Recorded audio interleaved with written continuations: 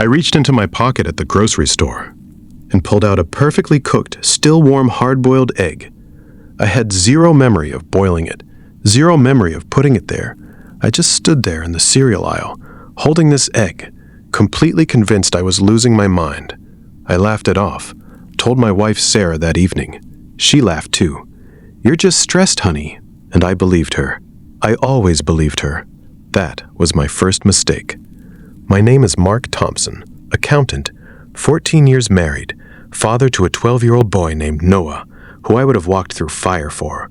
I was the guy who brought home flowers on random Tuesdays, who never checked the bank statements because Sarah handled all of that, who trusted his wife completely, absolutely, without a single question. I was the perfect Mark. I just didn't know it yet. The egg was just the beginning. A few days later, I woke up at 3 a.m. to find the kitchen light on and a half-eaten sandwich sitting on the counter. No memory of making it. No memory of leaving bed. I checked our new security camera, and there I was, on the footage, clear as day, standing in the kitchen, making that sandwich, while I was sound asleep in bed next to Sarah. Same timestamp, same night. I watched it 3 times. Then I showed Sarah. She looked genuinely shocked. That's impossible. Maybe the camera's glitching. And I, God help me, I believed her. Because I was still the husband who trusted his wife more than his own eyes. Then, the money problems started. Sarah said our investments were struggling. She needed me to sign some papers, just for tax reasons, to move everything into a joint trust. I signed without reading a single line. Why would I? She was my wife. I handed her the pen like I had handed her everything else, without looking. One night, about 3 weeks later, I couldn't sleep. I opened the camera app, and I watched a man walk through my front door at 2 a.m. Sarah let him in. They went straight to the guest room. I sat in the dark, watching the whole thing on a 4-inch screen, unable to move, unable to breathe, unable to make a single sound because my son was asleep down the hall. The next morning I confronted her. She broke down, sobbed, said it was a mistake, one time, begged me to stay for Noah. And here's the part I'm most ashamed of. I wanted to believe her. I still loved her. I still wanted to fix it. So I told myself I would give it one more chance. But first, just to be sure, I did a DNA test. The results came back 3 days later. 0% match. Noah was not my biological son. The man I had watched walk through my front door, his name was Dominic, had been in Sarah's life for years. Noah was his, and Sarah had looked me in the eye every single day for 12 years and never once flinched. I sat on the kitchen floor for I don't know how long, and on the counter above me sat that stupid hard-boiled egg. I stopped crying, and I started digging. What I found didn't just break me, it reconstructed me into something entirely different. Dominic wasn't just a man my wife was sleeping with. He was a professional con artist. He and Sarah had been partners, romantically, professionally, in every sense, since before she had ever met me. This marriage was the long game. I was the job. Together, they had slowly drained our joint accounts, maxed credit cards in my name, moved money through shell accounts I had never seen. And they were waiting, patiently, carefully, for the perfect moment to take one final thing, my inheritance. My Uncle Gerald passed away 2 years before our marriage and left me just under $1.4 million in a private trust. I had never told Sarah. I wanted to surprise her, Noah, one day when the moment was right. What I didn't know was that Sarah had known about my inheritance before she ever introduced herself to me. She had been waiting for it since before our first date. So she found me at a conference, smiled at me across a room, let me think I had spotted her first.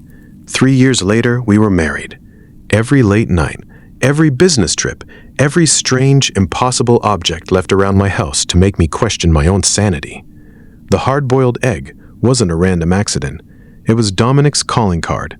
He liked planting impossible things in the homes of his marks, little psychological grenades designed to make you feel like you were losing your grip on reality. A disoriented husband is a distracted husband. A distracted husband doesn't look too closely at the bank statements. They had been gaslighting me from the beginning. Most men would have exploded, gone straight to the police, screamed, threatened. I did something different.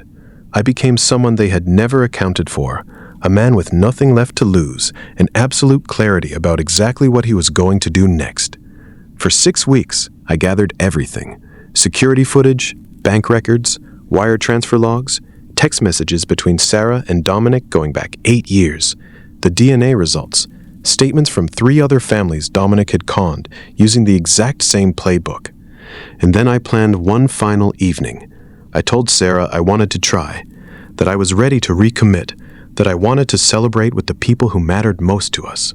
She believed me, because I had spent 14 years being the husband who never questioned anything. Old habits. They walked into a room full of our closest friends and family, hidden cameras running. I stood up, and I didn't scream, didn't threaten, didn't shake. I just laid it all out. Every lie, every transfer, every year, every object left in my house to make me feel insane. Every morning Sarah had kissed me goodbye, knowing exactly what she was doing. I told them I had already moved the inheritance, all $1.4 million, into an unbreakable trust, half for Noah's future, half for a fund I had set up to help other families who had been destroyed by long cons exactly like this one. Dominic looked at the door. I said, "They're already outside." He ran anyway. They were waiting. As the police walked Sarah out, she stopped, looked at me one last time, and whispered, "How did you figure it out?" I reached into my jacket pocket, pulled out a hard-boiled egg, and I said, "Sometimes the universe gives you a sign. Sometimes it gives you breakfast. I just finally decided to pay attention. I kept the house. I kept Noah, legally, completely, in every way that has ever mattered to me. I kept my dignity, and I started a small foundation for trusting spouses who never saw it coming. Because here's what I know now that I didn't know then. The universe had been trying to wake me up from the very beginning. I just kept choosing the comfortable explanation until the day I finally chose the truth instead. So let me ask you something before you go. Have you ever had a moment, something small, something strange, something that didn't quite add up, that you laughed off? Because sometimes the thing you dismiss as nothing is the only warning you're ever going to get. Drop it in the comments. Tell me your story. And if this one hit you, you already know what to do. The next story is even wilder.